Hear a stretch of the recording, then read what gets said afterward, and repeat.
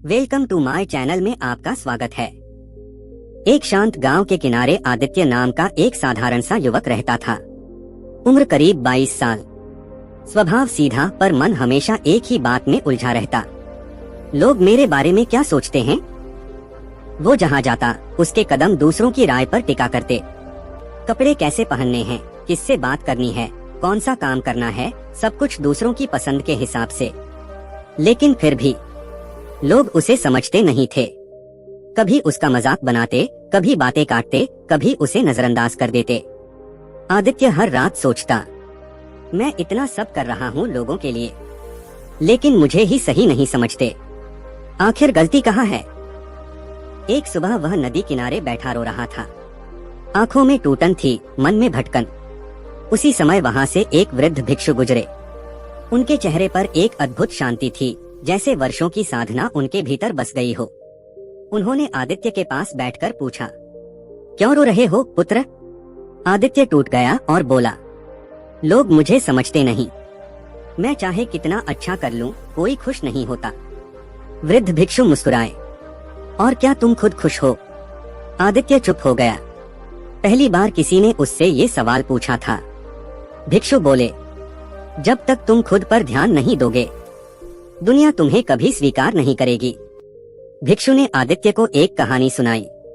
एक बार गौतम बुद्ध से एक व्यक्ति ने पूछा, मैं सबको खुश क्यों नहीं कर पाता? बुद्ध मुस्कुराए और बोले, क्योंकि तुम खुद को खुश करने की कोशिश नहीं करते। जब मन भीतर से खाली हो, तो दुनिया की आवाजें तुम्हें कमजोर कर देती हैं। ये सुनकर आदित्य के मन में जैसे कुछ टूटकर गिरा। उसने भिक्षु से पूछा, मैं क्या करूं ताकि लोग भी मुझे सम्मान दें और मैं भी खुश रह सकूं?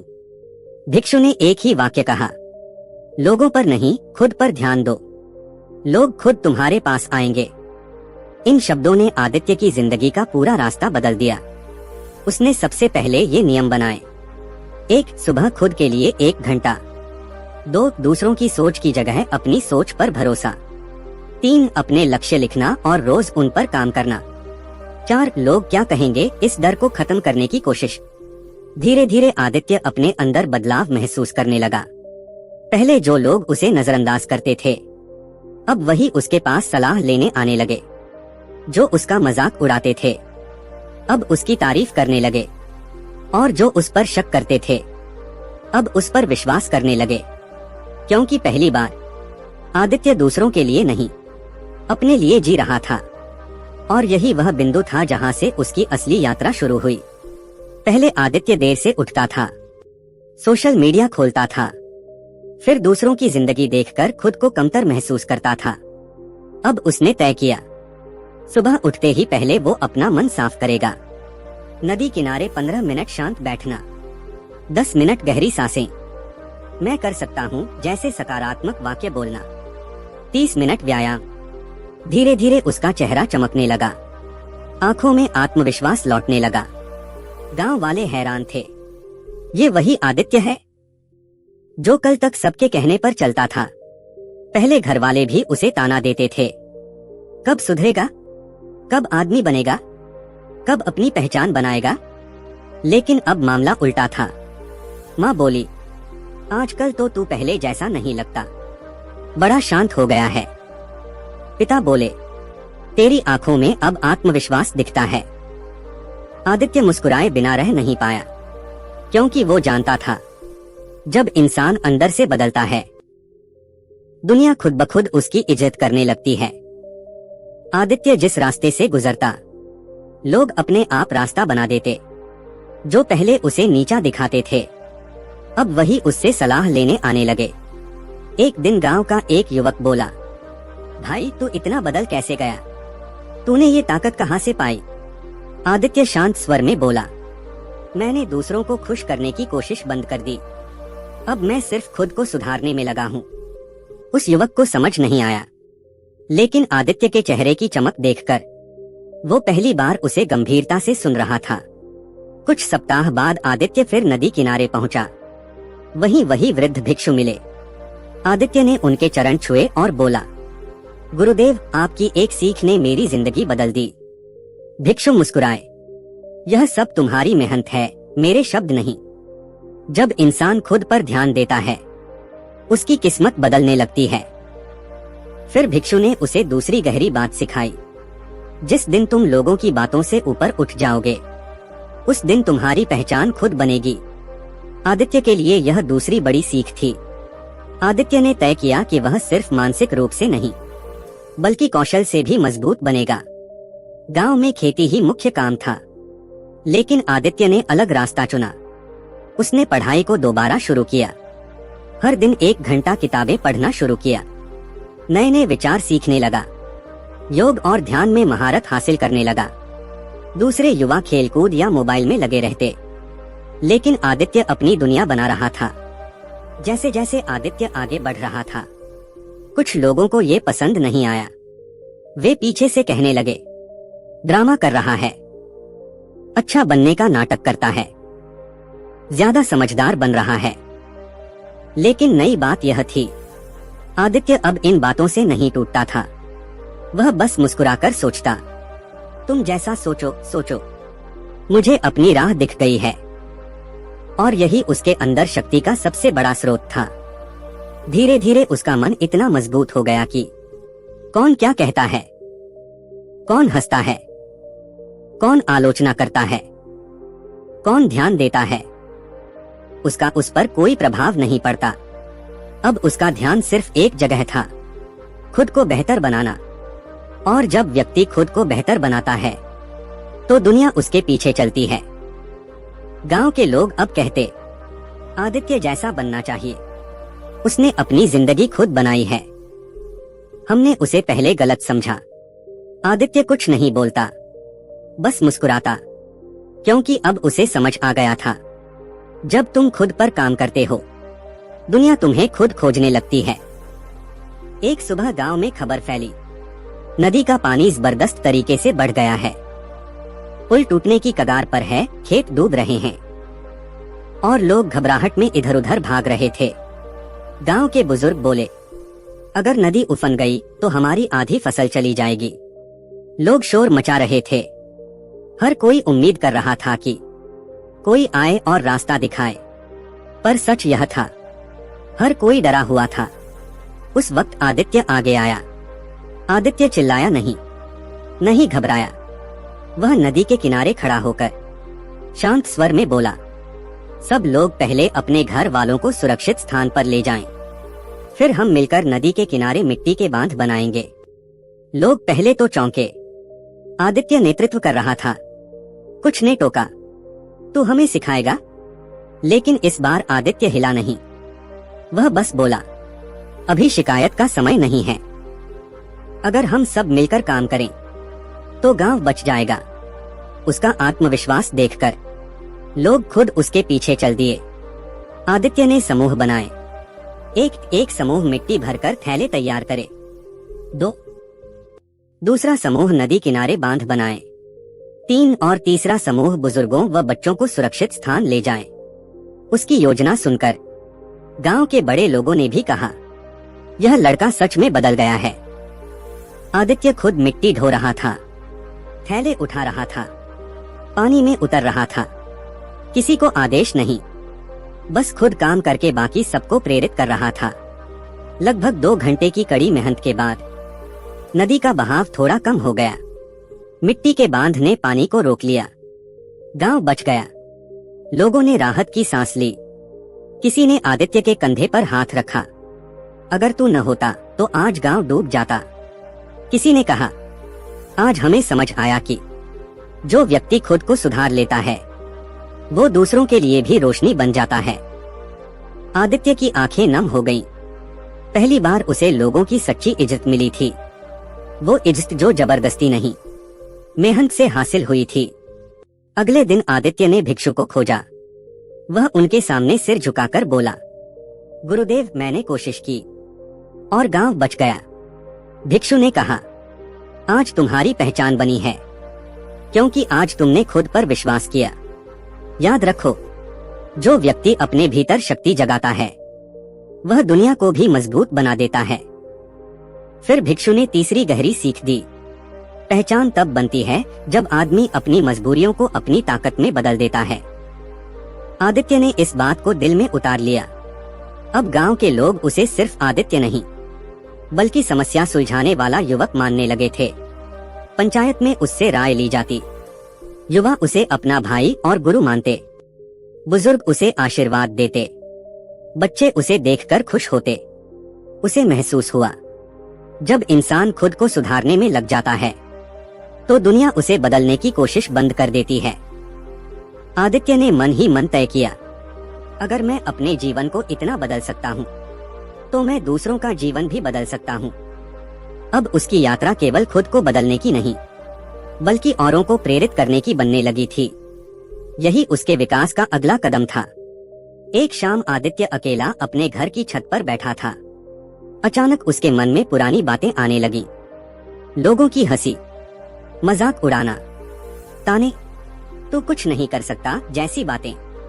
आदित्य के अंदर हल्का सा डर उठा। क्या वो सच में इतना बदल गया है? क्या ये बदलाव स्थायी है? उसी वक्त उसके मन ने कहा, अगर कल लोग फिर मजाक उड़ाए तो? आदित्य पहली बार असमंजस में पड़ गया। यही स्थिति हर उस व्यक्ति की होती है जो खुद को बदलने के सफर में निकलता है। अगले दिन आदित्य सीधे भिक्षु के पास पहुंचा। वह बोला, गुरुदेव, बाहर की दुनिया तो बदल रही है लेकिन अंदर का डर अभी भी बाकी है। भिक्षु ने शांत स्वर में कहा, मन ही असली युद्ध क्षेत्र है। बाहर की जीत से पहले भीतर की जीत जरूरी है। फिर उन्होंने एक उदाहरण दिया, अगर तुम्हारे घर के दरवाजे खुले हों तो चोर कभी भी अंदर आ सकता है। दरवाजा बंद करो, चोर खुद लौट जाएगा। आदित्य समझ गया, उसका मन ही उसका दरवाजा है। अगर उसने मन को मजबूत कर लिया तो कोई व्यक्ति, कोई आलोचना, कोई ताना उसे गिरा नहीं सकता।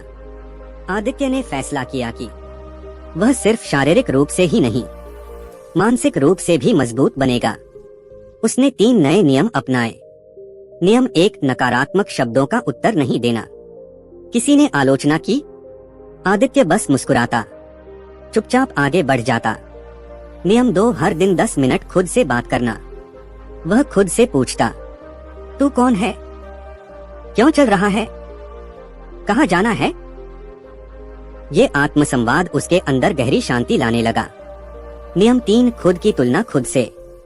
अब वह दूसरों से नहीं, कल वाले आदित्य से तुलना करता। जब कोई उभरता है तो हर कोई खुश नहीं होता। 2 युवक, किशन और रुपेश, जिन्हें पहले गांव में सबसे ज्यादा मान मिलता था, आदित्य की लोकप्रियता से जलने लगे। उन्होंने कहा, ये दिखावा कर रहा है। वो गांव को बचाने गया था या शो ऑफ करने? आजकल तो खुद को गुरु समझने लगा है। कुछ लोगों ने ये बातें आदित्य तक पहुंचाईं, लेकिन अब वह पहले जैसा नहीं था। उसने बस कहा, जो मेरी पीठ पीछे बात करते हैं वे मेरी पीठ पीछे ही रहेंगे। लोग यह सुनकर दंग रह गए। आदित्य की शांति उसकी सबसे बड़ी ताकत बन चुकी थी। कुछ दिनों बाद पंचायत की एक बड़ी बैठक हुई। गांव में होने वाले एक नए काम पर सबकी राय ली जानी थी। पहले कभी आदित्य को नहीं बुलाया जाता था, पर इस बार गांव के बुजुर्गों ने कहा, आदित्य भी बैठेगा। किशन और रुपेश नाराज हुए। सभा में आदित्य ने सुझाया, अगर हम खेतों के पास छोटे छोटे बांध बना दें तो हर साल की बाढ़ से बच सकते हैं। कुछ लोग सहमत हुए, पर ईर्ष्या रखने वाले बोले, ये लड़का नया नया समझदार बन रहा है, इसे क्या पता गांव चलाने का। सभी की नजरें आदित्य पर थीं। क्या वह टूटेगा? क्या डर जाएगा? पर आदित्य शांत खड़ा होकर बोला, मैं सिखाने नहीं आया, बस एक सुझाव दे रहा हूँ। अगर काम आए तो अपनाइए, नहीं आए तो छोड़ दीजिए। मैं यहाँ किसी को प्रभावित करने नहीं, गांव की भलाई के लिए आया हूँ। सभा में गहरा सन्नाटा छा गया। यह पहली बार था जब किसी युवक ने इतने संतुलित शब्दों में सबको जवाब दिया था, बिना गुस्से, बिना अहंकार के। पंचायत ने उसकी योजना स्वीकार कर ली और उसी क्षण आदित्य ने अपनी भीतर की जीत पा ली। घर लौटते समय एक बुजुर्ग ने उसे रोका और कहा, बेटा, लोग तुझे इसलिए मानने लगे हैं क्योंकि तू लोगों के लिए नहीं, सच्चाई के लिए बोलता है। जब आदमी खुद पर ध्यान देता है तो दुनिया उसकी आवाज खुद सुनने लगती है। ये सुनकर आदित्य की आंखें चमक उठीं। अब आदित्य कम बोलता, ज्यादा सोचता, सबसे विनम्र रहता, लेकिन भीतर से मजबूत बन चुका था। ईर्ष्या, आलोचना, ताने कुछ भी उसे हिला नहीं पाते थे, क्योंकि अब वह जान चुका था जो लोग तुम्हें गिराने की कोशिश करते हैं वे इसलिए करते हैं क्योंकि वह खुद उठ नहीं पा रहे होते। आदित्य अब अपनी यात्रा का चौथा पड़ाव पार कर चुका था और उसके सामने एक नई राह खुल चुकी थी। वह राह जो उसे गांव से बाहर एक बड़ी दुनिया तक ले जाने वाली थी। एक दिन गांव में सरकारी अधिकारी आए। वे गांव के विकास कार्यों का निरीक्षण करने आए थे। उन्होंने जब देखा कि बांध की छोटी छोटी तकनीक से गांव बाढ़ से बच गया है तो उन्होंने पूछा, ये योजना किसकी थी? लोग एक सुर में बोले, आदित्य की। अधिकारी हैरान हो गए। उन्हें उम्मीद नहीं थी कि किसी छोटे गांव का युवक इतना सोचा समझा निर्णय ले सकता है। फिर उन्होंने आदित्य को बुलाया और कहा, हम जिला स्तर पर युवा नेतृत्व कार्यक्रम शुरू कर रहे हैं। हम तुम्हें उसमें शामिल करना चाहते हैं। पूरा गांव गर्व से चमक उठा, पर वास्तविक निर्णय आदित्य को लेना था। यह अवसर बड़ा था, लेकिन इसके साथ ही एक गहरी उलझन भी थी। क्या वह गांव छोड़कर बाहर जाए? क्या वह बड़े स्तर पर काम कर पाएगा? क्या लोग उसे अहम समझेंगे? क्या वह अपने परिवार को छोड़ पाएगा? रात भर वह छत पर बैठा सोचता रहा। गांव वाले चाहते थे कि वह जाए, पर भीतर से आदित्य डर रहा था। नई जगह, नए लोग, नया माहौल, क्या वह इसे संभाल पाएगा? उसे अपने पुराने डर याद आए, जब लोग उसे कुछ नहीं समझते थे। लेकिन फिर उसे भिक्षु के शब्द याद आए, जो अपने डर से भागता है वह अपनी किस्मत से भी भागता है। अगली सुबह आदित्य ने अपने माता पिता से बात की। माँ ने उसके सिर पर हाथ रखकर कहा, बेटा, पंछी एक दिन घोंसला छोड़ता ही है, वरना उड़ना कैसे सीखेगा? पिता ने कहा, हमारा गर्व रहेगा कि हमारा बेटा गांव ही नहीं पूरे जिले के लिए काम करेगा। आदित्य की आंखें भर आईं, पर उसने अपने डर को किसी को नहीं बताया। जब किशन और रूपेश को पता चला कि आदित्य को जिला स्तर पर बुलावा आया है, तो उनकी ईर्ष्या और बढ़ गई। उन्होंने गांव में अफवाह फैलानी शुरू की। आदित्य अब हमें भूल जाएगा, अब गुरूर में आ जाएगा, अधिकारी से दोस्ती करके ऊपर चढ़ रहा है। कुछ लोग विचलित हुए, कुछ ने आदित्य से सवाल भी पूछे, पर उसने शांत स्वर में सिर्फ इतना कहा, मैं जहां भी जाऊंगा इस गांव का नाम ऊंचा करूंगा। उसकी सादगी और शांत जवाब हर अफवाह की हवा निकाल देते। जिला कार्यक्रम शुरू होने से एक दिन पहले आदित्य भिक्षु से मिलने पहुंचा। उसने पूछा, गुरुदेव, क्या मैं सच में इसके लायक हूँ? भिक्षु मुस्कुराए और बोले, जब नदी अपना रास्ता खुद बनाती है तो पहाड़ भी उसे रोक नहीं सकते। तुम तैयार हो, बस तुम्हें खुद पर विश्वास करना बाकी है। भिक्षु की चौथी बात उसके दिल में उतर गई। जीवन में बड़ा बनने के लिए जगह नहीं, मन को बड़ा करना पड़ता है। आदित्य समझ गया था, उसे अब पीछे नहीं हटना था। जाने का दिन आ गया। पूरा गांव उसे स्टेशन तक छोड़ने आया। बच्चों ने कहा, भैया जल्दी वापस आना। बुजुर्ग बोले, बेटा अब तू हमारी आवाज बन गया है। पिता ने कंधे पर हाथ रखकर कहा, हमारा नाम रोशन करना। आदित्य ट्रेन में बैठते वक्त भावुक हो गया, लेकिन उसके भीतर एक नई आग जल चुकी थी। अब मैं केवल आदित्य नहीं हूँ, मैं अपने गांव की उम्मीद हूँ। ट्रेन चली, गांव पीछे रह गया। आदित्य की नई यात्रा शुरू हो चुकी थी। शहर से लौटकर आदित्य ने ठान लिया कि वह गांव के बच्चों के लिए एक फ्री शिक्षा केंद्र खोलेगा। लेकिन जैसे ही उसने यह बात पंचायत में कही, कुछ लोगों ने एकजुट होकर इसका विरोध करना शुरू कर दिया। अरे पढ़ाई लिखाई से क्या होगा, बच्चों को खेतों में हाथ बंटाने दो। कुछ बुजुर्गों ने ताना मारा। आदित्य ने संयम से जवाब दिया, अगर बच्चों को पढ़ने दोगे तो कल वही आपके खेतों को आगे बढ़ाएंगे, गांव को तरक्की दिलाएंगे। लेकिन विरोध करने वालों में सबसे बड़ा नाम था गणेश साहू, जो नहीं चाहता था कि गांव में शिक्षा फैले। क्योंकि उसके कई धंधे अज्ञानता पर ही टिके हुए थे। गणेश साहू ने आदित्य को डराने की कोशिश की। रात को उसके घर के बाहर पत्थर फेंके गए। दीवार पर लिखा गया, पढ़ाई का नाटक बंद कर दो, नहीं तो अंजाम बुरा होगा। आदित्य ने ये सब देखा पर बिना डरे माँ से बोला, माँ अगर मैं पीछे हट गया तो गांव का हर बच्चा पीछे रह जाएगा। माँ की आंखों में डर था पर बेटे के हौसले पर गर्व भी। उन्होंने हाथ जोड़कर बस इतना कहा, बेटा डरना मत, सच की राह आसान नहीं होती। कई मुश्किलों के बाद आदित्य ने पेड़ के नीचे पुरानी चौपाल को साफ किया। किताबें, कॉपियां और चौक, डस्टर सब उसने अपनी बचत से खरीदा। पहले दिन केवल 4 बच्चे आए, पर आदित्य मुस्कुराया। परिवर्तन हमेशा छोटे कदम से शुरू होता है। बच्चों को उसने कहानी सुनाई, जिसके पास ज्ञान है वही सबसे अमीर है। धीरे धीरे अगले कुछ दिनों में बच्चों की संख्या 10 हुई, फिर 20 और एक दिन चौपाल भर गई। जब गणेश साहू ने देखा कि उसकी चालें काम नहीं कर रहीं, तो उसने और खतरनाक योजना बनाई।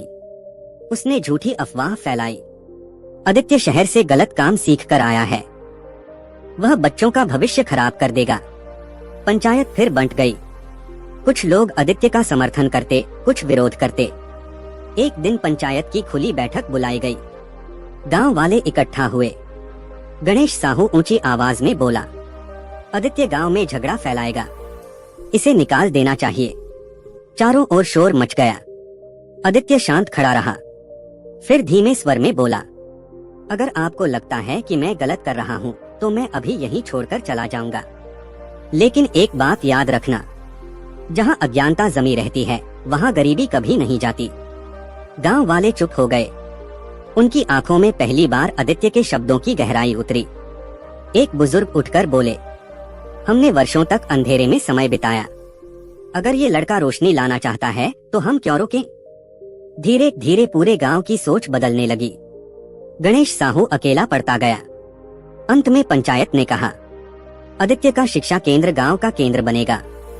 आदित्य की आंखों में चमक थी। वह जीत गया था, पर अपने लिए नहीं, गांव के बच्चों के लिए। लेकिन कहानी यहीं खत्म नहीं होती। आदित्य को अभी एक सबसे बड़ी चुनौती का सामना करना था। एक ऐसी घटना जो उसके जीवन की दिशा हमेशा के लिए बदल देगी। एक रात गांव में अचानक भयानक आंधी तूफान आया। बिजली कड़क रही थी, पेड़ गिर रहे थे और उसी रात शिक्षा केंद्र की छप्पर उड़कर पूरी तरह टूट गई। सुबह जब आदित्य पहुंचा तो उसने देखा, टूटी मेजें, भीगी किताबें, मिट्टी में गिरी कॉपियां। उसका दिल टूट गया। पास खड़े बच्चों ने भयभीत होकर पूछा, भैया अब पढ़ाई बंद हो जाएगी? आदित्य ने भीगे हुए पन्ने उठाकर मुस्कुराते हुए कहा, नहीं, पढ़ाई कभी बंद नहीं होती। जो टूट गया है उसे फिर से बनाया जाता है। पर भीतर से आदित्य बिखर चुका था। एक बार फिर उसे शुरुआत करनी थी शून्य से। तूफान की वजह से कई घर टूट गए थे, लोग परेशान थे, खेत जलमग्न थे और आर्थिक स्थिति बिगड़ गई थी। इसी बीच गणेश साहू ने एक और अफवाह फैलाई, आदित्य का केंद्र टूटना भगवान का इशारा है, यह काम गांव में नहीं चलना चाहिए। कुछ लोग फिर से शक में पड़ गए। गांव 2 हिस्सों में बंटने लगा। लेकिन इस बार आदित्य अकेला नहीं था। गांव की एक बुजुर्ग महिला, अम्मा देवी, जो बहुत गरीब थीं, वह आदित्य के पास आई और बोली, बेटा मेरे पास धन नहीं है, पर मैं अपनी झोपड़ी का आंगन दे दूंगी, बच्चों को वहीं पढ़ा लेना। आदित्य की आंखें भर आईं। वह झुककर बोला, अम्मा आपने मेरे मन की टूटी दीवार खड़ी कर दी। धीरे धीरे गांव के कई लोग मदद करने लगे। किसी ने बांस दिए, किसी ने तिरपाल, किसी ने बचा खुचा लकड़ी का सामान। एक दिन में छोटा सा नया शिक्षा केंद्र तैयार हो गया। अगली सुबह करीब 40 बच्चे जमा थे। उनके चेहरे चमक रहे थे जैसे उन्हें कोई पर्व मिला हो। आदित्य ने पूछा, तुम सभी तूफान के बाद भी आए? एक बच्ची बोली, भैया तूफान ने घर गिराया है, सपने नहीं। यह सुनकर आदित्य की आत्मा तक रोशन हो गई। उसने बच्चों के बीच बैठकर पढ़ाना शुरू किया। बिना मेज, बिना कुर्सी, बिना कोई सुविधा, सिर्फ हौसले के सहारे। जब गणेश ने देखा कि आदित्य को रोकना नामुमकिन है, तो उसने कानूनी हमला करने का विचार बनाया। वह तहसील पहुंच गया और झूठी शिकायत कर दी। आदित्य बच्चों से जबरदस्ती काम करवाता है और अवैध तरीके से स्कूल चला रहा है। कुछ दिनों बाद अधिकारी गांव में जांच करने पहुंच गए। गांव में हंगामा मच गया। लोग डर गए कि कहीं केंद्र बंद न कर दिया जाए। आदित्य के सामने दो रास्ते थे, या तो हार मान ले या सच को साबित करे। जांच अधिकारी बच्चों से मिले।